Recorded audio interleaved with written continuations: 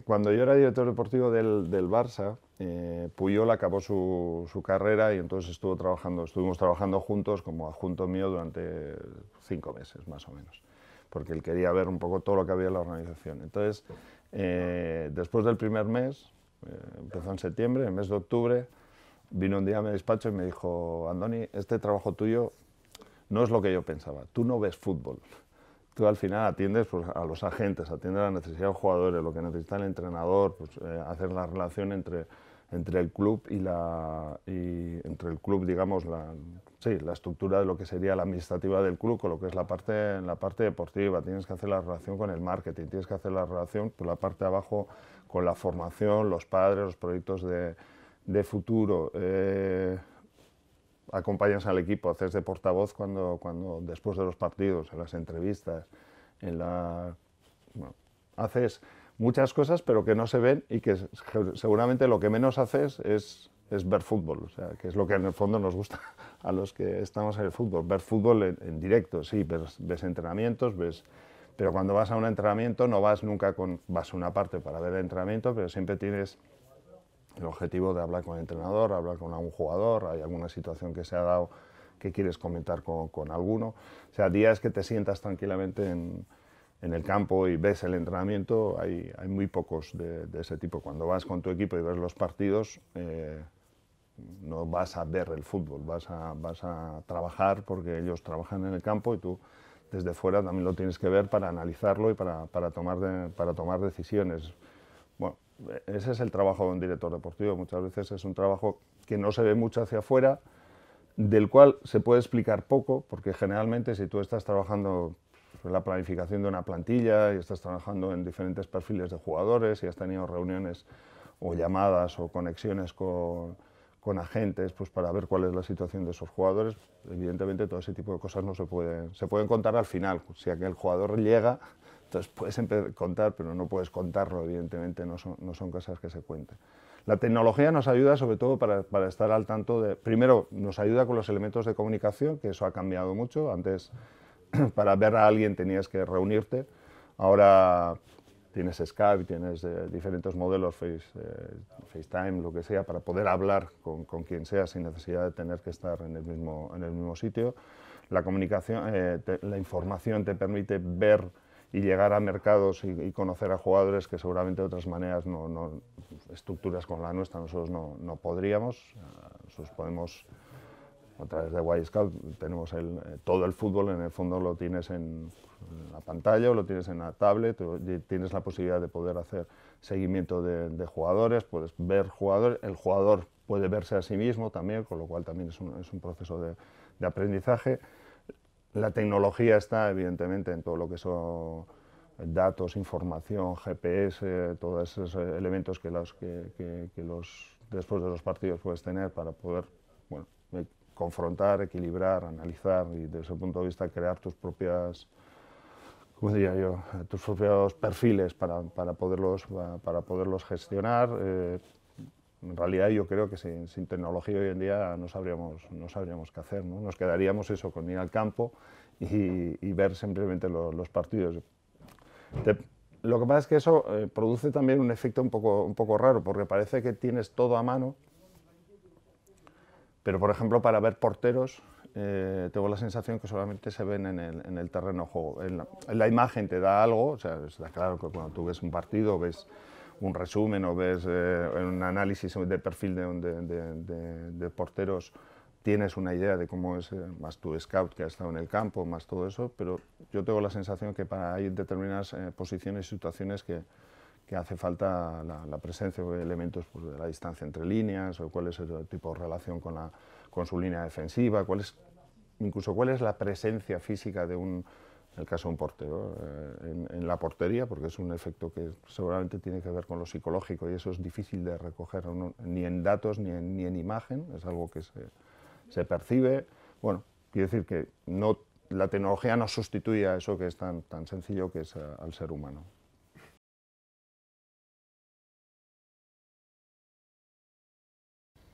Bueno, los objetivos, bueno, primero este es un gran club, el OM es un club muy importante en Francia, es un club que tiene pues, muchísimos seguidores por toda Francia, por toda Europa, por todo el mundo, porque seguidores de l'OM por todas partes.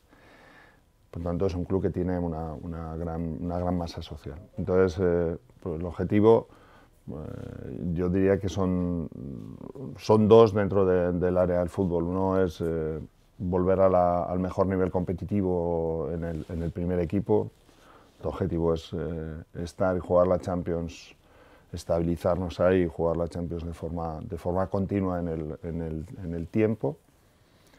Y el segundo objetivo desde el punto de vista deportivo es desarrollar la formación, que en la historia del Olympique de Marsella no ha sido una actividad no ha sido un club muy formador, no ha sido el club que han salido muchos jugadores de Marsella, pero no hay un proceso de formación dentro del Olympique de Marsella que ha subido los jugadores al primer equipo para luego tal vez jugar en otras partes. El caso más conocido es el de Zinedine Zidane, que es marsellés, pero que nunca jugó en el Olympique de Marsella. Por lo tanto, serían esos dos objetivos en dos velocidades diferentes, y un tercero que va asociado a los dos, que es hacer que el proyecto sea durable en el tiempo. Es decir, este no es un proyecto que inicia para subir muy rápido a la Champions y luego caer, sino que es un proyecto para que sea durable en el tiempo y sea desde el punto de vista económico también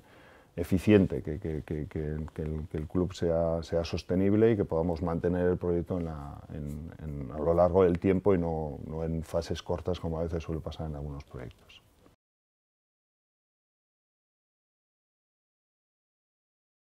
Nuestro primer objetivo era, cuando llegamos el equipo estaba algo así como el 13 en la liga, más o menos. Nuestro primer objetivo fue meternos en Europa, que lo conseguimos a partir de las eliminatorias, de las previas de Europa League, que nos permitió el año pasado llegar hasta la final, desde el principio casi de las eliminatorias. Fue un objetivo no esperado, la verdad es que no estaba dentro de nuestros objetivos jugar una final europea tan rápido.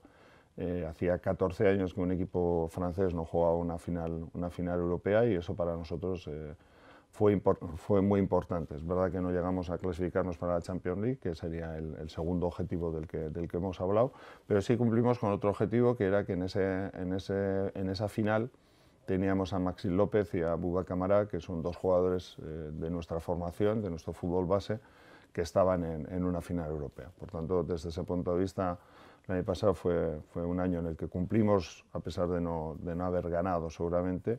Este año nuestro objetivo estamos en meternos en Champions. Se nos ha hecho, tenemos bastante distancia, veremos dónde quedamos. Teníamos un objetivo también que era más atacar a las competiciones locales francesas de Copa de la Liga o Copa Francesa, pero ahí tampoco tuvimos mucho éxito. Entonces, bueno, este año estamos intentando estabilizar el proyecto para atacar el objetivo de Champions, y si no, pues bueno, proyectarnos hacia el año siguiente.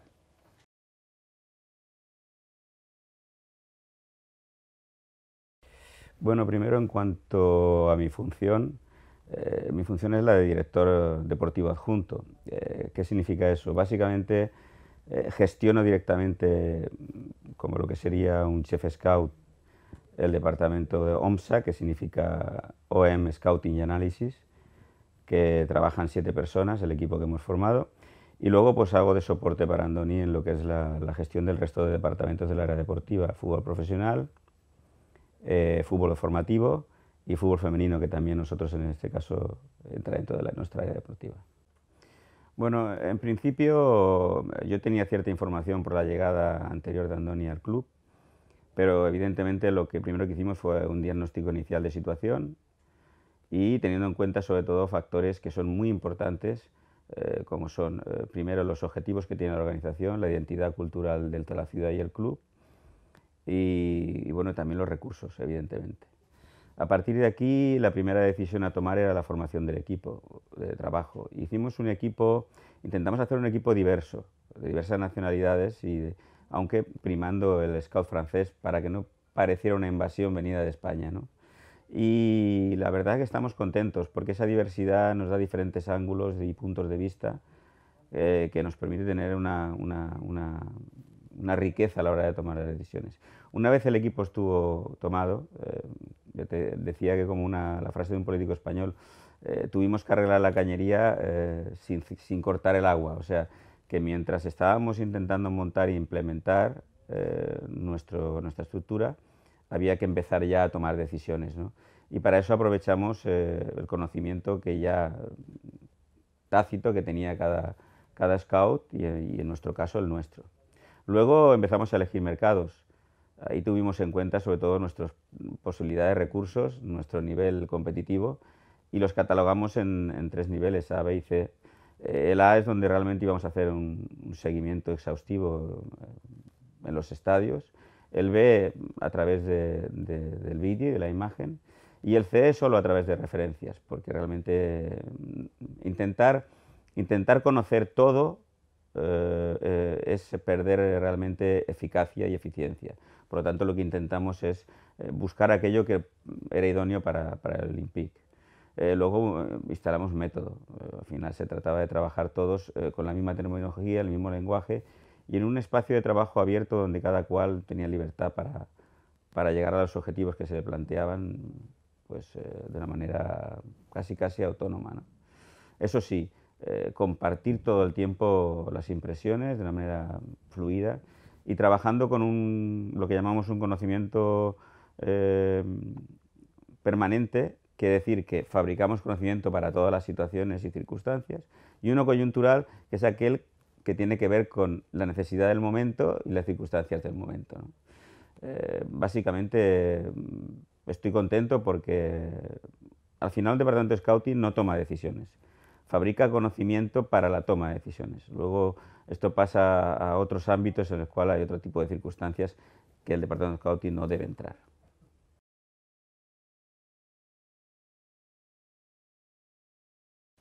Bueno, seguramente el mayor reto que tenemos todos es la velocidad. Antes, hace unos años, cuando yo empecé en esto,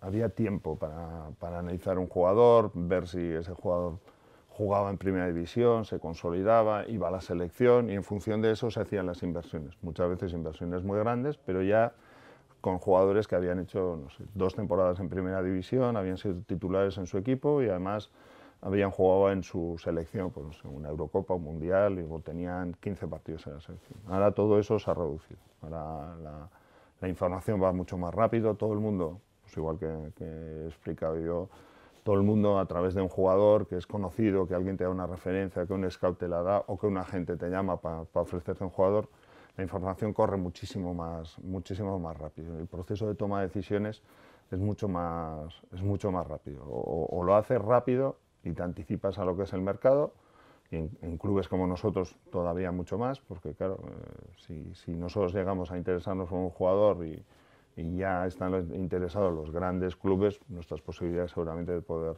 tener jugadores son menores. Nuestras posibilidades son si llegamos antes y podemos... y entonces eso, ¿cómo consigues reunir la suficiente información?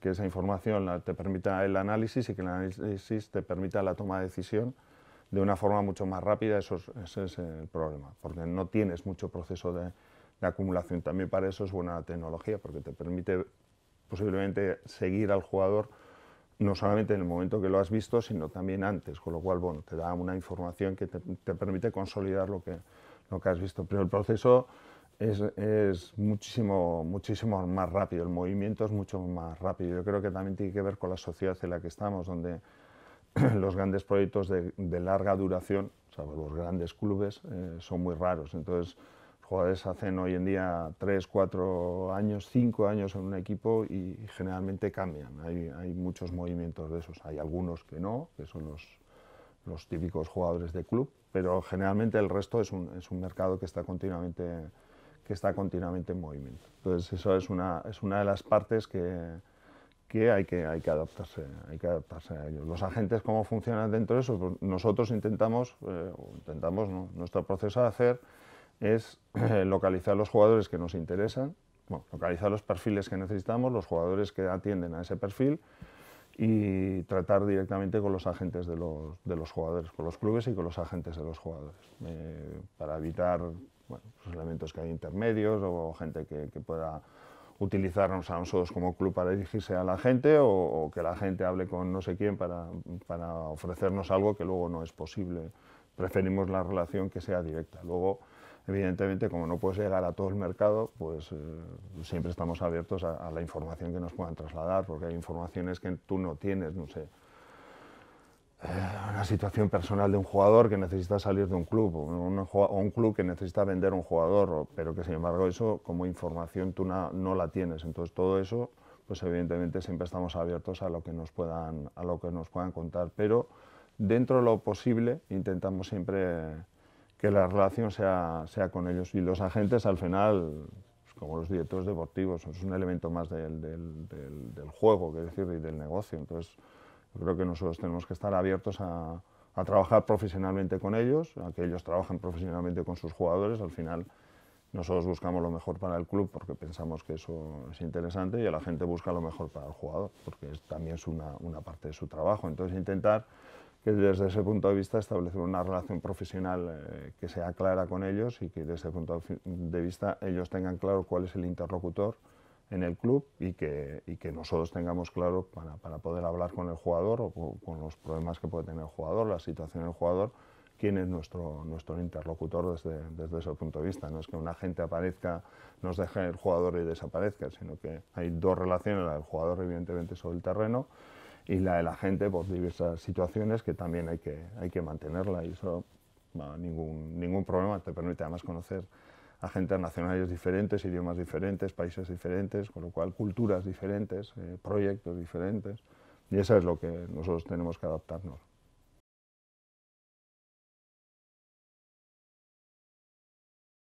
Mira, el COR nació con una idea que ya, con Raúl Peláez, que actualmente está en el Barcelona, ya habíamos trabajado una idea parecida en el Español de Barcelona, y lo que se trataba es que cuando llegamos a Barcelona, Andoni y yo, pues sabíamos que el modelo deportivo estaba claro, la idea de Barcelona además era muy reconocida y reconocible, pero no estaba sustanciada. O sea, que estaba en las personas, no estaba en la organización. Y el COR intentó eso, comportarse como una caja única de conocimiento donde todo el mundo pudiéramos recoger el conocimiento de todas las personas, luego compartirlo entre todos, interaccionar con él para generar nuevo conocimiento y sobre todo, lo más importante, aparte de la innovación y la investigación, es que ese conocimiento que no fuera personal de los trabajadores, sino que fuera organizacional. O sea, que al final, cuando las personas pasamos, como ocurrió, pues que el conocimiento quedara en la organización.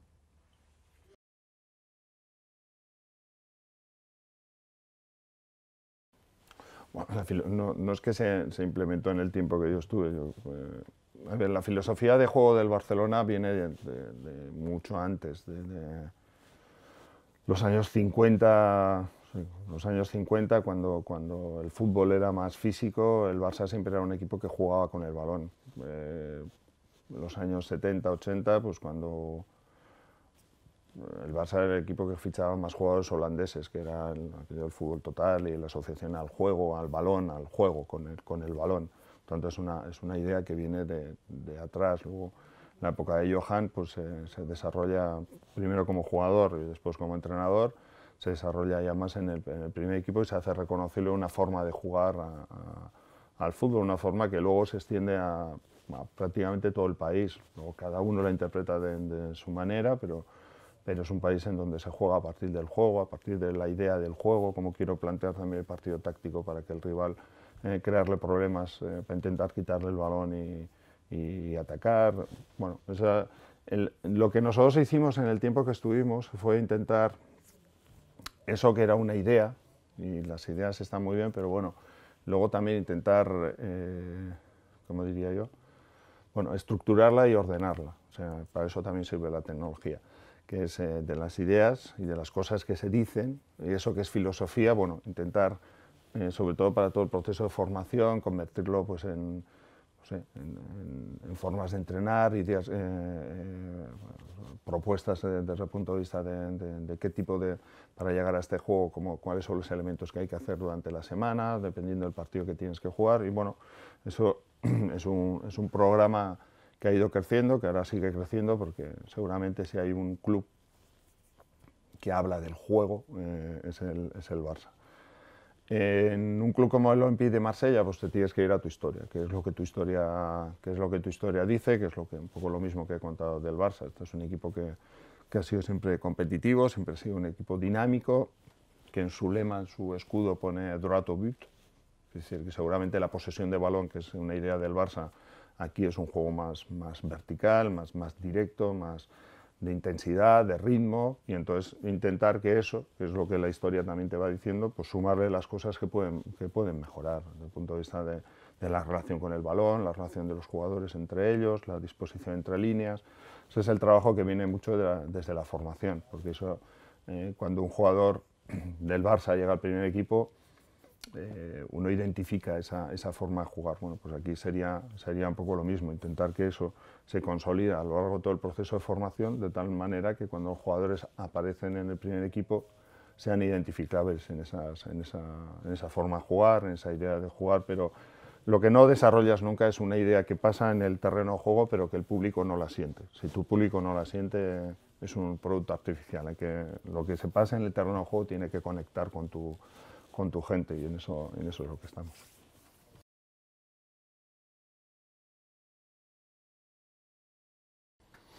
Sí, lo utilizamos todos los departamentos, cada uno en su necesidad, por decirlo de una forma. El primer equipo, cuando lo utiliza más por análisis de rivales, análisis de jugadores contrarios. Te da mucho, sobre todo cuando tienes que jugar, en caso de Europa League, en competiciones en donde los rivales no los conoces tantos. Por ejemplo, el año anterior, que jugamos desde las previas, pues juegas contra equipos que normalmente no conoces, y ligas que no tienes tanta información. Eso ya te permite, en el mismo momento del sorteo, te permite tener 2 horas después, más o menos, alguna referencia con respecto a los rivales.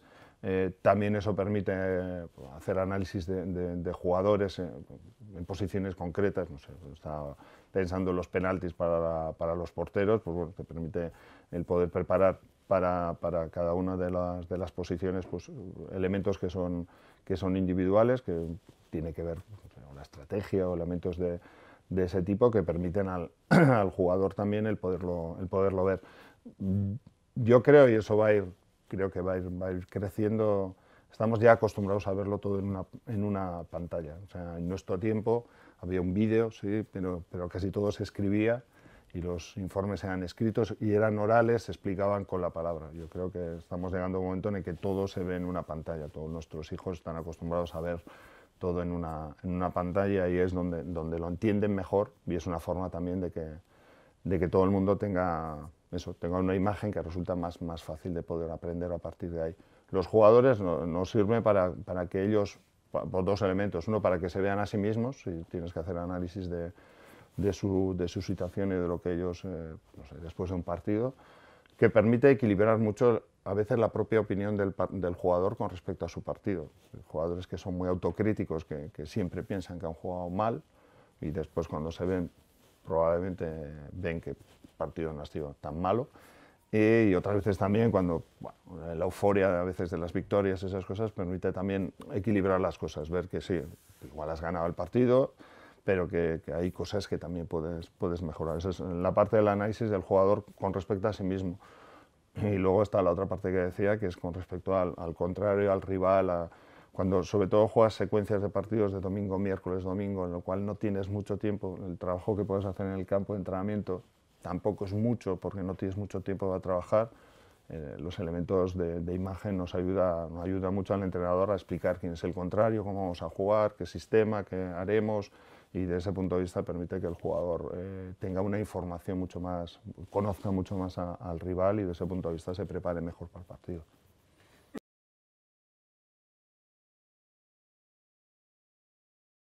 Sí, yo lo uso sobre todo para cuando nosotros hacemos las reuniones de scouting, o cuando los scouts llegan el lunes normalmente, después de todos los viajes, y hay algún jugador que sea nuevo, que haya alguna proposición nueva o que haya alguna...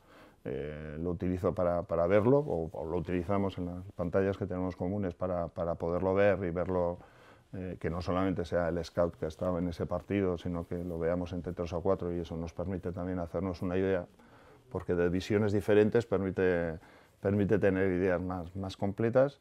Me permite también, sobre todo cuando me ofrecen, o cuando alguna gente, o cuando me ofrecen jugadores, o nos ofrecen jugadores que igual no conoces tanto, tener lo mismo que decía antes, una primera visión sobre lo que es el jugador, lo que es una información un poco más directa, sabiendo lo que nosotros estamos buscando y los perfiles que estamos buscando. También me permite lo mismo que decía antes, en el caso de rivales. En la Liga Francesa no tanto, porque en la Liga Francesa ya conoces a los equipos contra los que juegas, pero cuando juegas pues o en Copa contra un equipo que igual no conoces tanto, o en Europa League cuando no conoces tanto a los rivales, te permite, pues viendo 2, 3, 4 partidos, tienes una idea más de lo que es el partido que vas a tener delante. Sí. Lo utilizan y luego, sobre todo, mucho para intentar localizar, sobre todo en el mercado de jugadores más jóvenes o de jugadores que no son tan evidentes, por decirlo lo que nosotros llamamos mercado de futuro, intentar ver también cosas de esas. Aunque es verdad que es un mercado un poco más difícil porque no hay tantas imágenes con respecto a eso, porque a veces no llega, la producción no llega hasta tan abajo.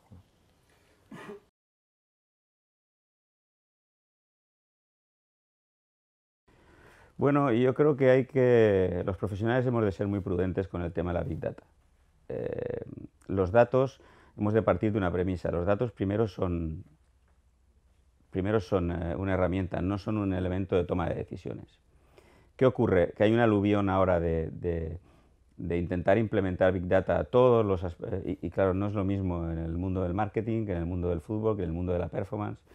Entonces creo que la clave está en, primero, conseguir que los datos tengan una veracidad a la hora de recopilarlos, profesionales analytics que sean capaces de seleccionar lo que realmente su cliente terminal, que es el experto, pide, y sobre todo que luego el experto haga el uso que crea conveniente, que al final es el que va a tomar las decisiones. En Scouting te he de decir que quizá dentro de lo que es la performance, el entrenamiento, el tema médico, yo creo que en el Scouting es donde tiene menos repercusión. ¿Por qué? Pues porque como mucho lo que podemos hacer, el Scouting es, una vez ha llegado a ciertas conclusiones y a ciertas percepciones, es intentar contrarrestar con ciertas estadísticas. No sé, jugador que se lesiona mucho, que realmente juega pocos partidos en determinados... No sé, lo que cada experto considere.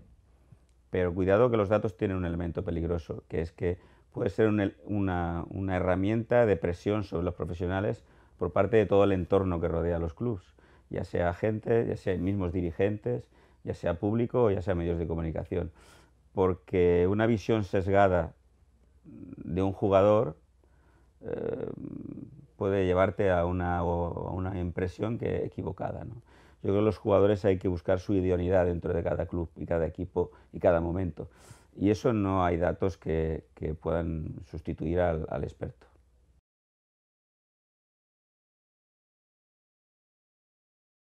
Bueno, Wyscout yo creo que tiene una característica fundamental. Yo digo que vivimos en la sociedad de la imagen.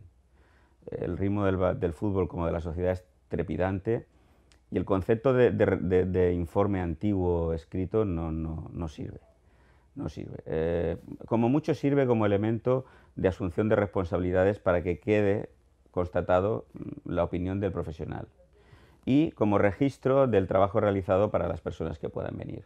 Pero realmente para el trabajo del día a día las decisiones se tienen que tomar en base a que las personas comparten y al final asumen una misma decisión, y esta tiene que estar basada como elemento de expresión en la imagen.